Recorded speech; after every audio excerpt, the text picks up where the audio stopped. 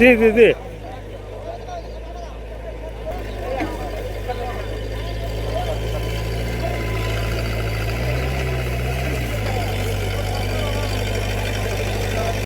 এগুলো বিভিন্ন গোয়েন্দা সংস্থা, তারপর বিজিবি, তারপর কাস্টমস ভ্যাট বিভাগ, আমাদের দুইটা সার্কেল আছে, কুষ্টিয়া সার্কেল 1 এবং 2, এবং বিভিন্ন সংস্থা কর্তৃক বিভিন্ন সময় আটককৃত তামাক ও তামাকজাত পণ্য আমাদের দীর্ঘদিনের এক মাল জমেছিল। এইগুলাকে আমরা ধ্বংস করা এবং রাষ্ট্রের জনস্বার্থ এবং পরিবেশ সুরক্ষার জন্য আমরা আজকে এই ধ্বংস কার্যক্রম গ্রহণ করছি জাতীয় রাজস্ব নির্দেশনা অনুযায়ী।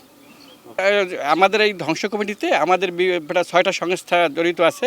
ফায়ার সার্ভিস আছে, পরিবেশের অধিদপ্তরের লোক আছে, তারপর কুষ্টিয়া পৌরসভা আছে, পুলিশ কমিশন দপ্তর আছে, এবং আমাদের যে কুষ্টিয়া জেলা প্রশাসক মহোদয়ের দপ্তরের নির্বাহী ম্যাজিস্ট্রেটের সাথে একটা সভা হয়। সবার আলোকে তাদের সিদ্ধান্ত অনুযায়ী যে আমাদের এই পরিবেশ দূষণ রোধকল্পে যে সমস্ত পদক্ষেপ নেওয়া দরকার, পরিবেশ অধিদপ্তরের সুপারিশের আলোকে আমরা এই ধ্বংসকার্য পরিচালনা পানি এবং চুন ব্যবহার করছি।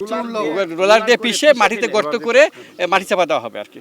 এখানে মূলত জাতীয় রাজস্ব বোর্ডের নির্দেশনার আলোকে কাস্টমস এক্সাইজ ও ভ্যাট কমিশনারেট যশোরের আওতাধীন কাস্টমস এক্সাইজ ও ভ্যাট ডিভিশন কুষ্টিয়ার উদ্যোগে এখানে তামাক এবং তামাকজাত পণ্য ধ্বংসের উদ্যোগ গ্রহণ করেছি আমরা। এগুলো মূলত চোরাচালানের দায়ে আটককৃত ছিল এবং এগুলো পরবর্তীতে আইনি সব ধরনের প্রক্রিয়া শেষ করে রাষ্ট্রের অনুকূলে বাজেয়াপ্ত করা হয়। বাজেয়াপ্তকৃত পণ্যই আসলে আজকে ধ্বংসের কার্যক্রম নেওয়া হচ্ছে। এখানে আনুমানিক 3,59,00,000 শলাকা আমরা আজকে ধ্বংস করছি। তো এর বাজার মূল্যটা আমরা একটু কত হবে এটা প্রায় আনুমানিক বাজার মূল্য 2.5 কোটি টাকার মতো হবে। 2013 সাল থেকে অদ্যাবধি এর মধ্যে রয়েছে। এখানে আসলে তামাকজাত পণ্য বলতে বিড়ি, অল্প কিছু সিগারেট এবং জর্দা এবং গুল রয়েছে।